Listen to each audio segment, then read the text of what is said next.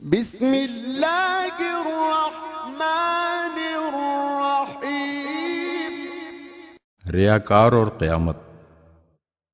جناب رسالت مآب صلی اللہ علیہ وآلہ وسلم کا فرمان ہے کہ قیامت کے دن سب سے پہلے 3 افراد کو بارگاہ خداوندی میں پیش کیا جائے گا، اور وہ یہ لوگ ہیں: پہلا، جس نے قرآن حفظ کیا ہوگا; دوسرا، جس نے راہ خدا میں جہاد کیا ہوگا; تیسرا، دولت مند شخص۔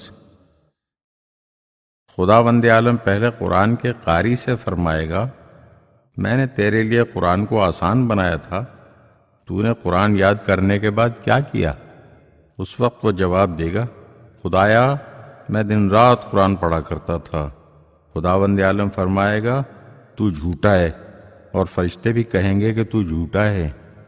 تو اس لیے قرآن پڑھا کرتا تھا کہ لوگ تیری تعریف کیا کریں اور کہیں کہ فلاں شخص قاری ہے۔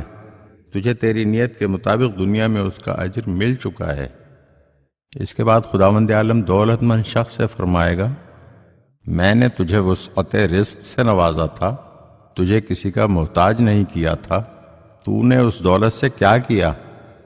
دولت مند شخص عرض کرے گا: پروردگارا، تو نے مجھے دولت سے نوازا تھا، میں پوری زندگی صلہ رحمی کرتا رہا اور تیری راہ میں دولت خرچ کرتا رہا۔ آواز قدرت آئے گی: تو جھوٹا ہے۔ فرشتے بھی کہیں گے کہ تو جھوٹا ہے۔ تو اس لیے فیاضی اور سخاوت کرتا تھا کہ لوگ تیرے متعلق کہیں کہ فلاں شخص بڑا سخی ہے۔ تیری نیت کے مطابق دنیا میں تجھے یہ اجر مل چکا ہے۔ اس کے بعد اللہ تعالی جنگجو مجاہد سے خطاب فرمائے گا: تو نے دنیا میں کیا کیا؟ وہ عرض کرے گا: خدایا، تو نے جہاد کا حکم دیا تھا، میں نے تیرے حکم پر جہاد کیا۔ اس وقت اسے آواز قدرت سنائی دے گی: تو جھوٹا ہے، اور فرشتے بھی کہیں گے کہ تو جھوٹا ہے۔ تو نے میری رضا کے جذبے کے تحت جہاد نہیں کیا تھا، تو اس لیے جنگوں میں شریک ہوتا تھا کہ لوگ تیری جرأت و شجاعت کی تعریف کریں، اور تیرا یہ مقصد دنیا میں تجھے مل چکا۔